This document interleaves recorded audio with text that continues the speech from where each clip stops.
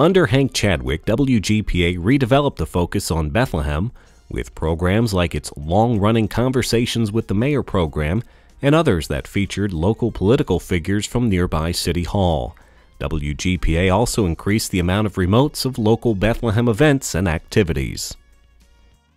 We covered the Christmas City Fair every year, and that was great. I remember covering the first Music Fest before it became huge, and that was really terrific. And we would get tickets for Sesame Street Live, and we'd give them away on the air. We really tried to give back to the community, and my dad was very active in the community. We used to laugh, we called him Mr. Lehigh Valley, Mr. Bethlehem, but he just loved Bethlehem. He loved everything about the city. He loved how quaint it was. His main mission was to serve the community and to provide entertainment, and that was really what he wanted to do. He wanted to be an integral part of the community. He wanted to join the Rotary, and he wanted to be involved in anything that went on in Bethlehem because he really, really loved the area. And once he bought the radio station, he was Mr. Bethlehem. Through the late 1980s, WGPA remained focused on the community and embraced some of the more ethnic programs as the Jolly Joe Timmer Polka Show returned to the airwaves. WGPA also featured programs that were geared towards the large Italian and Hispanic communities in the Lehigh Valley. As a result of declining health and a desire to lighten his workload, Hank Chadwick sold WGPA in July of 1992 to longtime Lehigh Valley radio and television personality Jolly Joe Timmer. I'll never forget, Hank Chadwick says, "Joe, you get the station." I said, "Yep, I'll be happy to take over, Hank." I said, "I'm going to hire people to run the place." He said, "Well," because I had other interests, you know, and I told him I was going to take care of that. He said, "Well, you better change your mind." He said, "You better put your full time in at the radio station because that's what has to be done." And I find out now that's the way it's got to be. Although Hank passed away in June of 2004, those who worked for and knew him well still hold Hank in very high regards. Hank is one of the best guys ever. I really don't know how to describe him. When you work for Hank, you became a member of his family. He was very generous,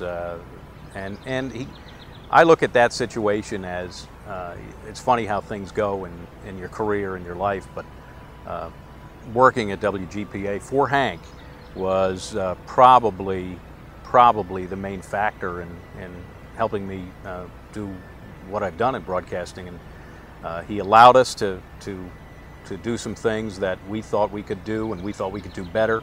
He was always open to ideas. There came a point when I was there where he and his daughter Kathy, who also worked at the station, it was a family operation.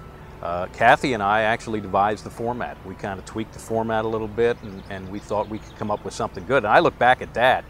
I remember how we did it, and I look back at it and I say, that really was a pretty good format. We had a pretty good idea. But Hank was the kind of guy that would just let you go with that. And anything you wanted to try, he would let you try. If I wanted to try to sell, he'd let me sell. If I wanted to try to do something else, but he was also the kind of guy that would very subtly tell you to do things a different way. But it was just so easygoing that, Hank is the kind of guy you just can't get mad at. The greatest guy in the world. He's helped me tremendously. There was one man, I don't think he ever hurt a fly. He was a great guy. He was just the most amazing man. He never talked about himself, only wanted to know everything about you. He used to make sales calls, and he would go down, and if it was Ripper's Pub, he'd go down, he'd sit at the bar, he'd talk to Ripper, he'd tell everyone he knew, "Oh, you should go get a hamburger at Ripper's Pub. They're the best hamburgers in town." He made a concerted effort to find out everything he could about everyone he called on, never forgot it, and always asked, "How are your kids? How's your wife? how's business going? What can I do to help you? How can we tie what you need in with something that I could do to get you better?